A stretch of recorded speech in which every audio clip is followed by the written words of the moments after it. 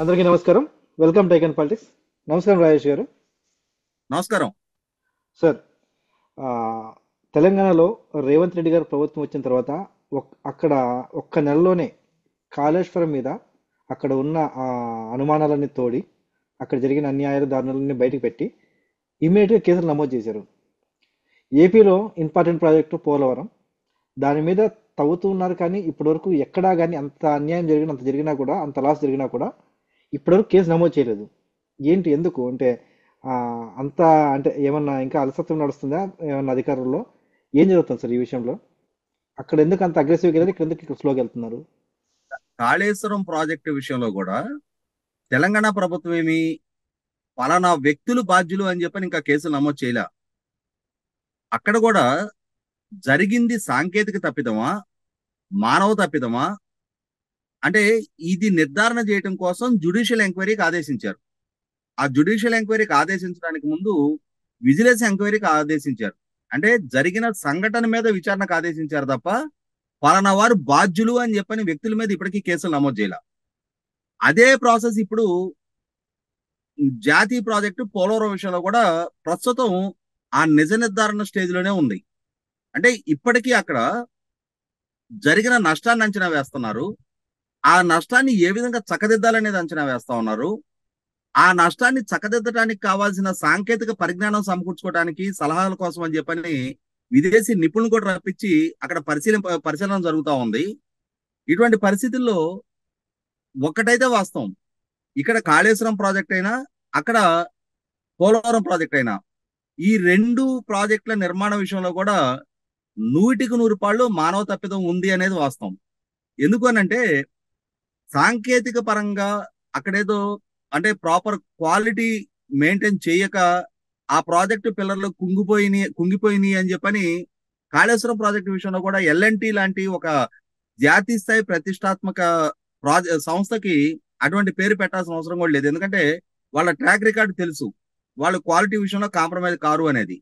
కానీ వాళ్ళకి ఆ డిజైన్ల విషయం అలాగే ఆ లొకేషన్ వీటిని ఐడెంటిఫై చేసింది ఎవరు అంటే అక్కడ పర్టికులర్ గా అక్కడ ఇసుక పొరలు ఉన్నాయి, అక్కడ ప్రాజెక్టు నిర్మాణానికి అనువైన ప్రాంతం కాదు అని చెప్పని ఇప్పుడు నిర్ధారణ అవుతుంది.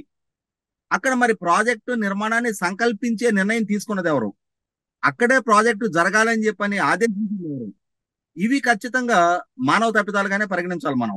ఎందుకంటే ఒక ప్రాజెక్టు నిర్మాణం జరగాలి అని అంటే మొట్టమొదటిగా సాయిల్ టెస్ట్ జరగాలి. మనం హైదరాబాద్ లో మెట్రో రైలు ప్రాజెక్టు నిర్మాణం జరిగే సందర్భంగా ఆ మెట్రో కారిడార్ మొత్తం ముందు సాయిల్ టెస్ట్ చేశారు. ఎక్కడెక్కడైతే మెట్రో పిల్లర్లు రావాల్సి ఉంటాయో అక్కడ, ఎందుకంటే ఎలివేటెడ్ కారిడార్ లో మెట్రో ట్రైన్ రావాల్సి ఉంటుంది కాబట్టి ఆ పిల్లర్లు ఆ వెయిట్ ని భరించగలిగే శక్తి ఉందా లేదా అని చెప్పని అక్కడ సాయిల్ టెస్ట్ చేశారు మొట్టమొదట. అదే విధంగా ఒక ప్రాజెక్ట్ నిర్మాణానికి సంకల్పించుకున్నప్పుడు ఖచ్చితంగా అక్కడ కూడా ప్రాపర్ గా సాయిల్ టెస్ట్ ఇంకా ఇంటెన్సివ్ గా జరిగి ఉండాల్సింది. ఎందుకంటే ఒక నదీ గర్భంలో ప్రాజెక్ట్ నిర్మాణం జరుగుతున్నప్పుడు ఆ నదీ గర్భంలో ప్రాజెక్టు నిర్మాణం వల్ల ప్రాజెక్టు స్థిరత్వానికి ముఖ్యం, అలాగే ఆస్తి నష్టం ప్రాణ నష్టం లాంటి ప్రమాదాలు జరగకుండా నివారించడానికి కూడా సాయిల్ టెస్ట్ జరిగి తీరాల్సిన అవసరం ఉంటుంది. కానీ అక్కడ రికమెండెడ్ కాని సాయిల్లో నిర్మాణం జరిగింది అనేది ఇప్పుడు వస్తున్న ప్రాథమిక అంచనాలను బట్టి నిర్ధారణ అవుతా ఉంది.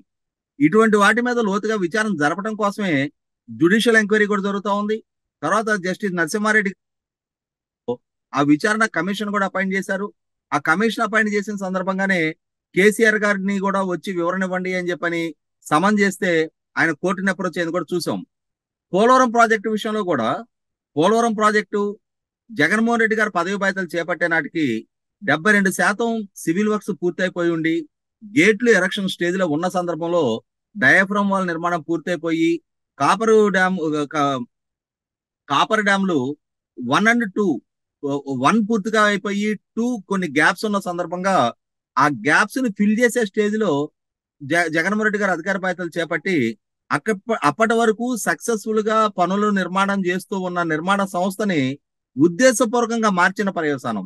పోలవరం ప్రాజెక్ట్ అథారిటీ కేంద్ర జలశక్తి శాఖ అభ్యంతరం వ్యక్తం చేస్తున్నా కూడా వారి అభ్యంతరాలను పెడచెవిన పెట్టి కేవలం చంద్రబాబు నాయుడు గారు సామాజిక వర్గీయుడు కాంట్రాక్టర్ అనే ఏకైక అతన్ని కాంట్రాక్ట్ పనుల నుంచి తప్పించడం అనే లక్ష్యంతో రివర్స్ టెండర్ అనే ఒక డ్రామా మొదలుపెట్టి ఆ పనుల్ని స్తంభింపజేసిన పర్యవసానం.